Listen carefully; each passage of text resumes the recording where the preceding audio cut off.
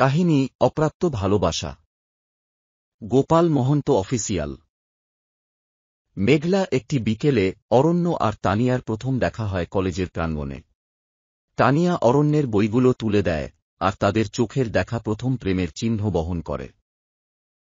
দিন যায়, তারা একে অপরের কাছে আসতে থাকে।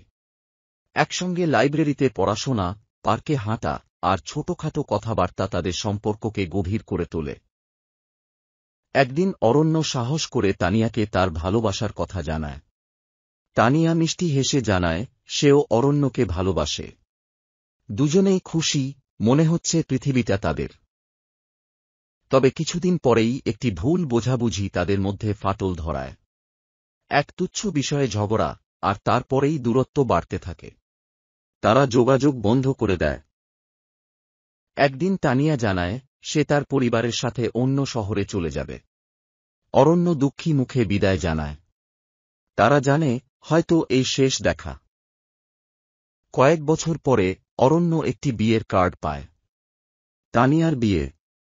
তার হৃদয় ভেঙে যায়। সে জানে তাদের ভালোবাসা অসম্পূর্ণই রয়ে গেল। কিছু ভালোবাসা জীবনে অপ্রাপ্তই রয়ে যায়।